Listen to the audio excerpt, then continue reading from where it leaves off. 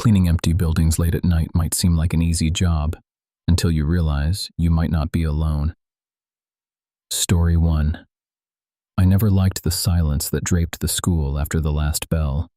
When the students streamed out, the corridors emptied like a river receding, leaving only the echo of my mop's tired swish. I was the night janitor, an invisible cog in the building's endless routine. My job was simple: sweep, mop, lock up, and leave before sunrise. But that night, the building didn't feel empty at all. It started with a faint hum, the kind you hear when a fluorescent tube flickers in the dark. I paused at the hallway outside the chemistry lab, listening. The sound rose and fell like a shallow breath. I told myself it was the HVAC, the creak of metal settling.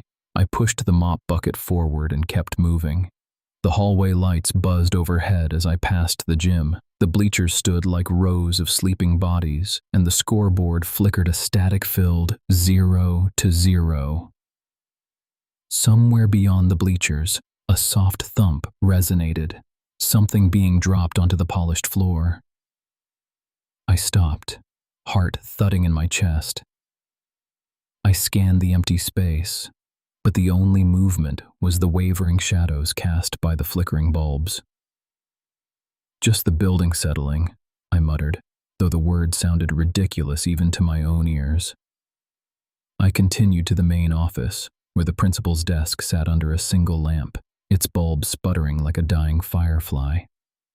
The desk drawer was slightly ajar, its contents spilling out: paper clips, a pen, an old photograph of the school's founding class.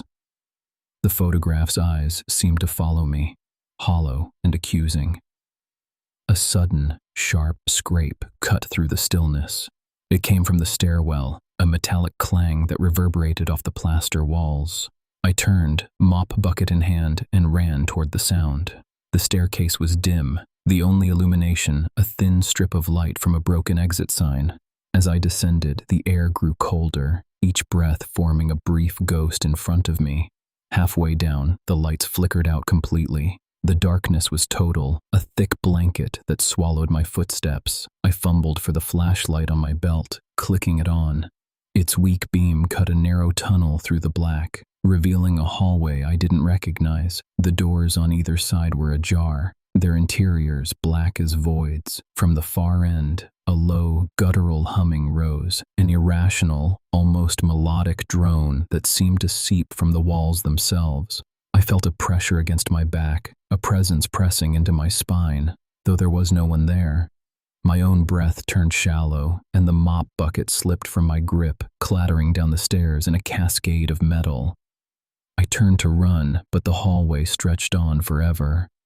The doors that were once ajar now stood closed, their hinges rusted, their frames warped as if they'd been warped by some unseen force.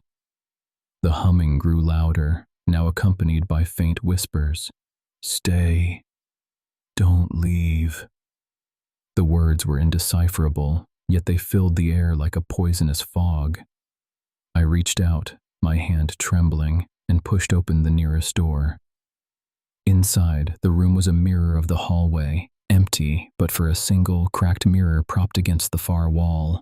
My reflection stared back, eyes blackened, mouth twisted into a silent scream.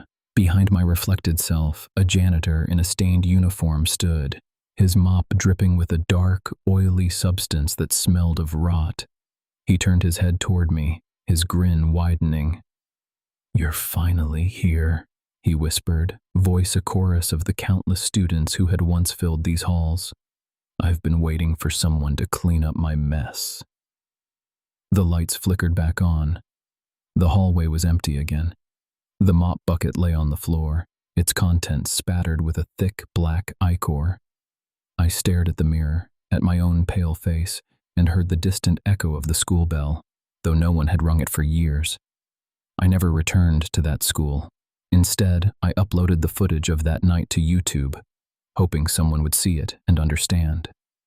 The video now sits at the bottom of the most viewed list, but every time I watch it, the humming starts again, and the janitor's grin widens. I can hear his voice behind me, whispering, "Don't leave." And I realize some jobs never end. They just get uploaded, Story 2. Hey, what's up, guys? If you're watching this, you probably found the link buried in a comment thread about the creepiest night shift videos. I'm not a YouTuber, just a janitor who, well, you're about to see why I'm not. I'm recording this on my phone because the thing in the hallway won't stop whispering my name, and I'm too scared to turn it off. The school's been closed for a year now. The district abandoned the building after the fire in the chemistry wing, but the contract to keep the place clean and safe stayed with us. I'm the only one who ever steps inside after the lights go out. The corridors are a maze of dust-caked lockers, broken chairs, and the kind of silence that makes your own heartbeat sound like a drum. I arrived at 10 p.m., the night I'd usually start my sweep. The security cameras were dead. No power, no recording. The only light came from the flickering fluorescent tubes that hummed like dying insects. As I pushed my mop cart down the main hallway, a faint scraping echoed from the third floor. I paused, listening.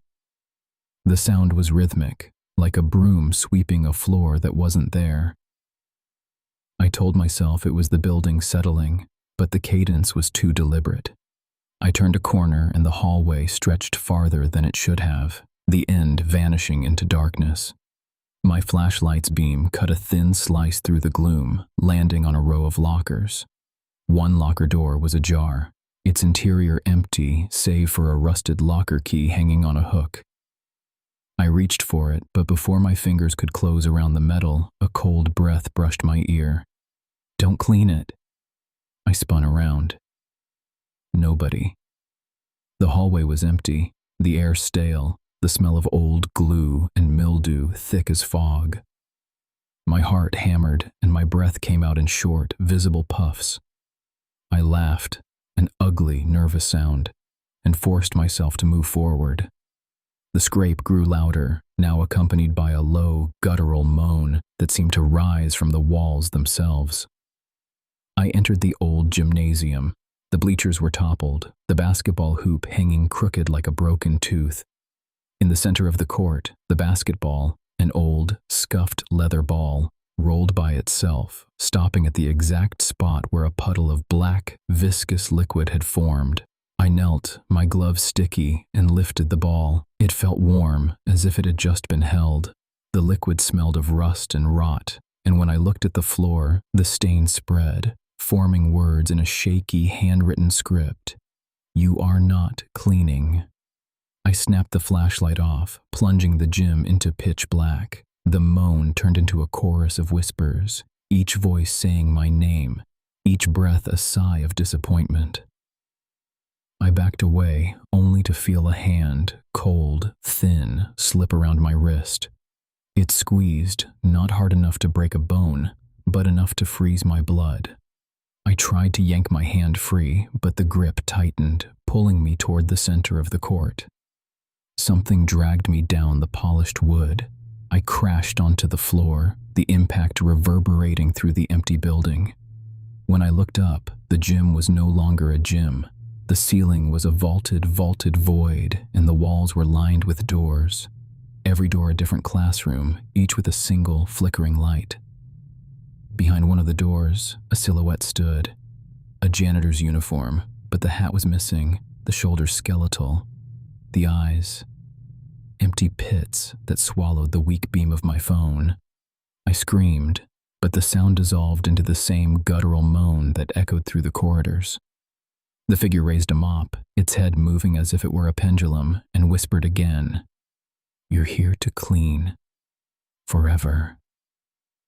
The camera on my phone captured the last seconds, my trembling hand, the mop's handle glinting in the dim light, and a drip, like oil, spreading across the floor.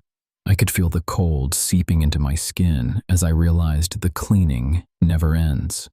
This is my final upload. If you ever get a call to work the night shift at an empty school, remember, some places are meant to stay dirty. And if you hear the janitor's whisper, run.